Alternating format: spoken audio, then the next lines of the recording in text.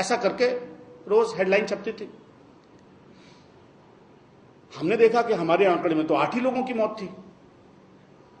तो एडिटर ने कहा, एडिटर तब वेद प्रताप वैदिक जी हुआ करते थे हमारे, भाई ये तो 8 मरे हैं, उसमें 10 मरे हैं, देखिए पत्रकार कैसे सोचने लगता है। अब वो लाशों को गिन रहा है। कल तो फिर हमारी खबर नहीं छपेगी। तो कैसे अतिरंजना हम डाल देते हैं और कैसे हमारे डीएनए में अतिरंजना आ जाती है। तो एक हमारे पत्रकार बंधु ने तरीका निकाला, बोले देखिए ये आज की खबर है। तो उन्होंने लिखा, पंजाब में पिछले 24 घंटे के अंदर 20 की मौत। यूएनआई की खबर थी कल 10 की मौत, हमने उसको बना दिया पिछले 24 घंटे के अंदर 20 की मौत। तो अखबार को मिला, अखबार ने वही छापा। ऊपर लिखा पंजाब में 20 लोग आतंकवाद के शिकार, नीचे फाइन प्रिंट में पिछले 24 घंटों में विभिन्न आतंकवादी घटनाओं के अंदर 20 लोग मारे गए। The example that I've given you is to prove that there is an element of drama, sensation in each news item. So what television is doing today may be little bit going overboard. But even in print medium, we used to do like that. सही था या गलत था, इस पर मैं कोई टिप्पणी नहीं कर रहा हूं। मैं कहीं भी इस पर कोई वैल्यू जजमेंट नहीं देना चाहता। लेकिन सवाल यह होता है कि क्या हम ये जो अतिरंजना में जा रहे हैं, अतिरेक में जा रहे हैं, क्या ज्यादा नहीं हो गया है? क्या बहुत आगे नहीं चला जाता? क्या सिर्फ मीका ने राखी सावंत को किस किया यही बड़ी खबर है? या ऐश्वर्या राय कब मां बनेंगी और किस क्षण में उनके गर्भ से वो बच्चा बाहर आएगा ये बड़ी खबर है? हां, सही बात है, हम कहीं बहुत ज्यादा आगे बढ़ गए हैं। हमने जो लक्ष्मण रेखाएं होनी चाहिए थी वो त्याग दी हैं, तोड़ दी हैं, और शायद अब ऐसा लगता है कि कोई लक्ष्मण रेखा है ही नहीं। और ये खतरनाक स्थिति है। वो लक्ष्मण रेखाएं क्या होंगी, वो सीमाएं कहां होंगी जब हम रुक जाएंगे कि यहां तक समाचार में एलिमेंट ऑफ ड्रामा ठीक है और कहां ठीक नहीं है। आज के टेलीविजन में वो लक्ष्मण रेखाएं कुछ तय नहीं है। जैसे मुझे लगता है कि कुछ चीजों में मानक, बेंचमार्क्स, लाइंस तय होनी चाहिए, नहीं तो बहुत मुश्किल की स्थिति में है।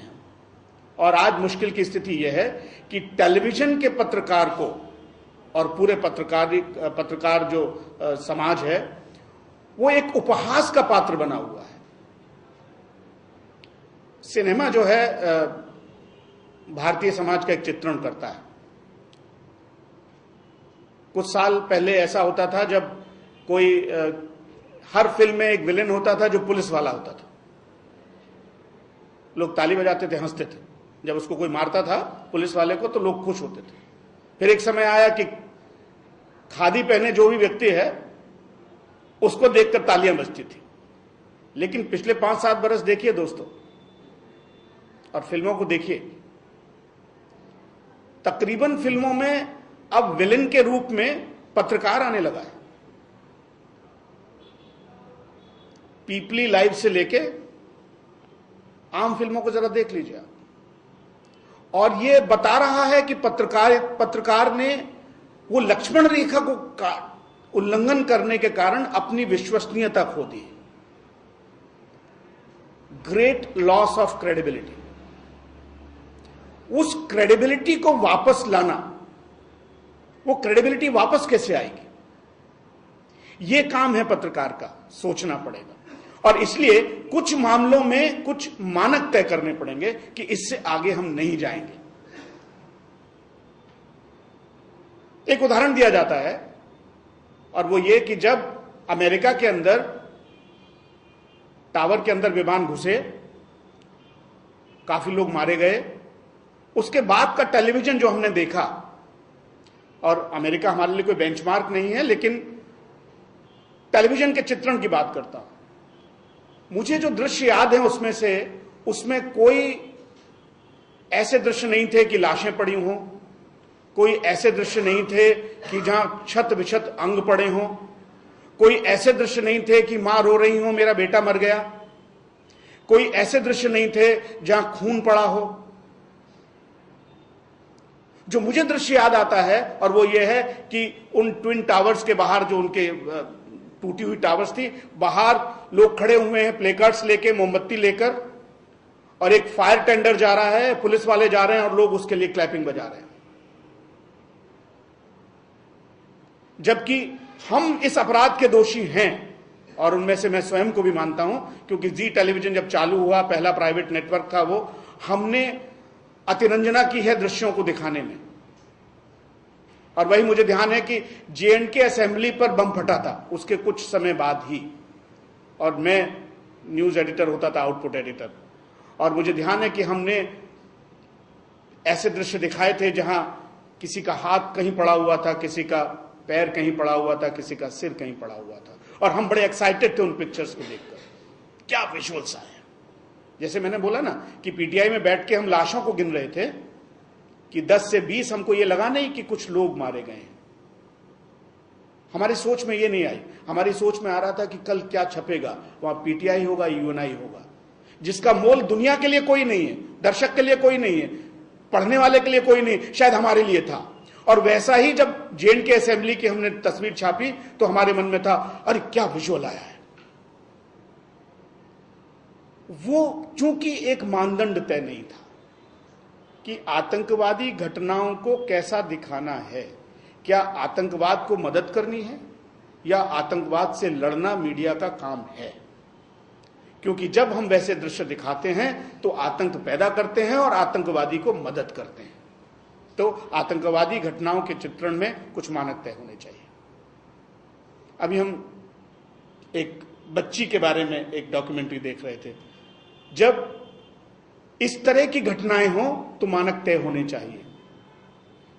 अबोध बालक के साथ या बालिका के साथ कुछ घटना हुई है। आरुषि का केस आजकल बहुत खबरों में है, पहले था। आरुषि मर्डर केस में क्या मानक तय होने चाहिए? कोई मानक नहीं थे। मैं आपको एक उदाहरण बताता हूं। एक दिन मैं बैठा हुआ था और टेलीविजन देख रहा था, मेरे पुराने चैनल की ही बात है। अचानक से मेरे एक मित्र ने फोन किया, आप जी न्यूज देख रहे हैं, जरा फोन लगाइए और वहां इसको चेंज करवाइए। वो सोचते थे मेरे फोन करने से चेंज हो जाएगा। अभी तो न्यूज एडिटर के फोन करने से चेंज नहीं होता, मेरे फोन से कैसे चेंज होता। हो क्या रहा था कि आरुषि ने एक ईमेल लिखा था अपने पिता को। वो ईमेल चैनल को मिल गया था और उस ईमेल की भी डिस्कशन हो रहा था, डिबेट हो रहा था, रिव्यू हो रहा था उसके ऊपर। ईमेल में उस बच्ची ने क्या लिखा था, 13-14 साल की बच्ची, और वो लिखती है उसके अंदर, papa I am very sorry for my act, I am a bad girl, I apologise to you, kindly forgive me, I will never do it again. ये मेल था। हमारे जो पत्रकार बंधु थे इस अपॉलॉजी को, माफी मांगने को किस सीमा तक ले गए। अरे भाई, वो 13-14 साल की बच्ची थी। मेरी बच्ची कई बार मेरे से झूठ बोलती है। क्लास बंक कर लिया, टीचर ने मुझे बुला लिया, मैंने बच्ची को डांट लगाई। ऐसा ही लिखेगी ना बच्ची। मैंने कुछ काम दिया था, उसने काम नहीं किया, और 13-14 साल की बच्ची क्या करती है? यही। लेकिन उन पत्रकार महोदय ने उसको कहां ले जाकर छोड़ दिया। ऐसा लगा कि दुनिया की सबसे खराब लड़की वो थी। उसको विक्टिम न करके एक्यूज्ड बना दिया डिस्कशन के अंदर। वहां मानक तय होने चाहिए कि कोई अपराध होता है तो हम क्या कहेंगे, क्या नहीं कहेंगे, उसकी सीमाएं तय होनी चाहिए। देश की अखंडता का सवाल हो तो वहां मानक तय होना चाहिए। तो कुछ मामलों में we need to have some guidelines. Issue है कि गाइडलाइन बन जाएंगे, गाइडलाइंस का पालन कौन कराएगा? यह बड़ा सवाल है। क्या सरकार बड़ा मुश्किल हो जाएगा। सरकार को तो ये इजाजत नहीं दी जा सकती। पता पड़ेगा कि सरकार का मतलब हो जाएगा आपका लोकल एसएचओ, कलेक्टर, या समझिए अभी ममता दी वहां पर है चीफ मिनिस्टर, एक कार्टून के ऊपर नाराज हैं। लालू यादव कभी चीफ मिनिस्टर थे। ये लोग तो जीना हराम कर देंगे। जरा सी एक लाइन छपेगी जेल के अंदर डाल देंगे। तो सरकार को यह इजाजत नहीं दी जा सकती। तो कौन करेगा इसको कंट्रोल? मीडिया काफी समय से कह रहा कि सेल्फ रेगुलेशन होगा, पर एक्चुअल बात यह है, हम अच्छी तरीके से जानते हैं, वो एक उन्होंने सेल्फ रेगुलेशन नाम का एक यंत्र खोज लिया है जिसकी आड़ में वो कुछ होने नहीं देना चाहते। हो नहीं पाया है। और मुझे थोड़ा सा अच्छा लगता है कि सुप्रीम कोर्ट आज इसके ऊपर विचार कर रहा है। तो शायद न्यायपालिका से कुछ रास्ते निकलें, शायद कुछ गाइडलाइंस निकलें जिनका हम पालन करें। और सबसे इंपॉर्टेंट बात रहेगी, जो कि इस तरह के इंस्टीट्यूशन उस चीज को खड़ा कर सकते हैं, कि सारे विमर्श के बीच में, सारी डिबेट के बीच में जो हमारा सबसे इंपॉर्टेंट स्टेक होल्डर है वो है हमारा दर्शक। वो गायब है। उसके व्यूज का हमारी टीआरपी कुछ कहीं बक्से लगे हुए हैं जिनसे तय हो रहा है। जैसे इस देश के अंदर उपभोक्ताओं का एक आंदोलन चला, सपोर्ट किया बृहत्तर समाज ने उसको, जैसे आरटीआई के ऊपर एक आंदोलन चला और उसको सपोर्ट किया, क्या टेलीविजन के दर्शकों के लिए इस तरह के समूह नहीं बनाए जाने चाहिए और उसको समाज को सपोर्ट करना चाहिए, ताकि वो एक तरह की लगाम कस सके